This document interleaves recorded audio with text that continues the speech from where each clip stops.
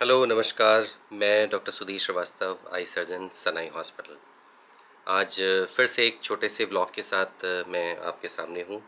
और मैं आज का व्लॉग है लेसिक के ही बारे में, जिस जो उसके कंटिन्यूएशन में है। बेसिक लेसिक में क्या करते हैं और उसके बारे में मैंने अभी कुछ वीडियोस बनाए थे। और एसबी के लेसिक क्या होता है इसके बारे में मैंने अभी जो लास्ट प्रीवियस वीडियो बनाए थे वो आप देख सकते हैं। आज मैं बात करूंगा कि जो स्टैंडर्ड लेसिक है जिसके बारे में बेसिकली हम सब लोगों को बताया, जिसमें हम फ्लैप बनाते हैं, इसके बारे में बताऊंगा। और फ्लैप बनाने के प्रोसेस में जो माइक्रोकेरेटोम होता है, बेसिकली आज उसी पे हमारा व्लॉग जो है उसी पे फोकस रहेगा।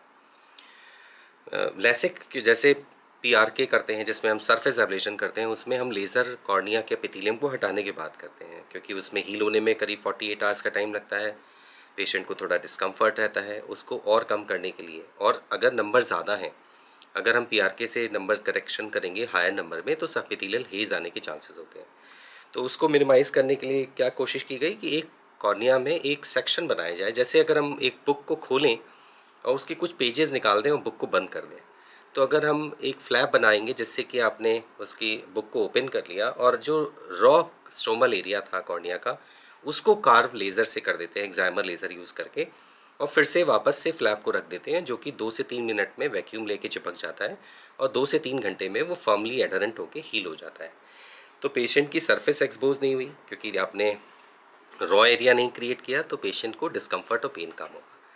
क्योंकि फ्लैप के बनाने के प्रोसेस में आज से 10-15 साल पहले जो कि माइक्रोकेरेटोम्स आते थे, उनमें कॉम्प्लिकेशंस ज़्यादा होने के ज़्यादा होते थे। कभी कभी फ्री फ्लैप हो जाता था कि पूरा फ्लैप ही अलग हो जाता था। कभी कभी उसमें छोटे छोटे होल्स बन जाते थे जो बटन होल्स होते थे। तो उस कॉम्प्लिकेशंस की वजह से जैसे जैसे रिसर्च आगे बनती बढ़ती गई, माइक्रोकेरेटोम्स में बहुत सुधार होता चला गया। आजकल एसबी के केरेटोम होते हैं जो कि बहुत थिन फ्लैप्स बनाते हैं, जो बहुत रिलायबल होते हैं। मैंने अपनी लाइफ में करीब मैं 15 साल से लेसिक कर रहा हूँ, और एसबीके करते हुए शायद मुझे 10-12 साल हो गए।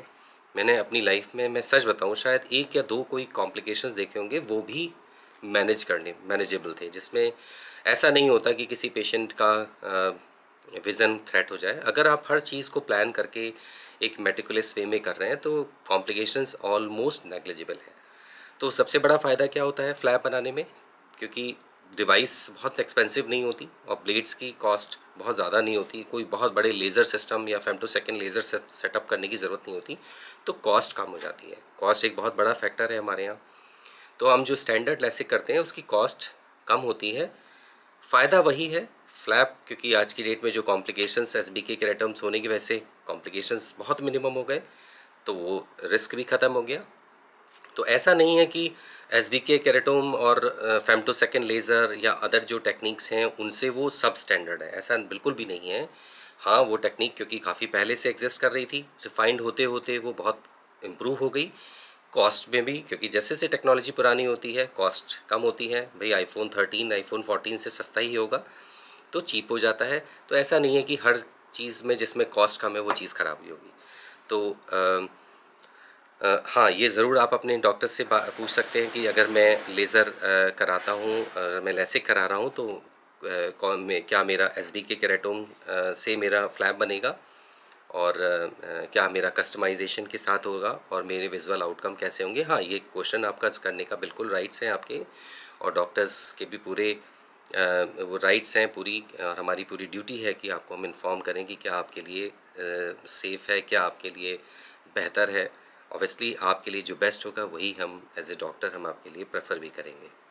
सो धन्यवाद छोटी सी इन्फॉर्मेशन के लिए। कोई भी क्वेश्चंस आपको लगता है कि जो और आप जानकारी चाहते हैं डिटेल में, बिल्कुल मुझे बताएं, कमेंट्स में बताएं। कुछ क्वेश्चंस के फॉर्म में आप मुझे भेज सकते हैं। मैं डेफिनेटली कोशिश करूंगा कि छोटे छोटे व्लॉग्स में आपको सिंपल लैंग्वेज में मैं आपको एक्सप्लेन करूं।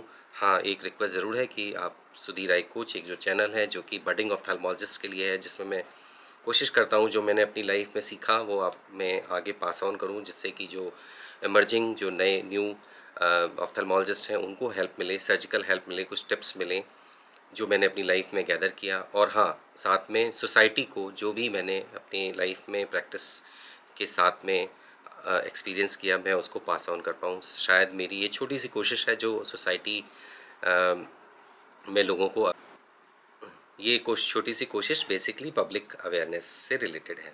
सो धन्यवाद, नमस्कार। कोई भी इंफॉर्मेशन, कोई क्वेश्चंस, कोई भी क्वेरीज आपकी हों ज़रूर पूछें, मैं कोशिश करूँगा उसको आंसर करने के लिए। नमस्कार।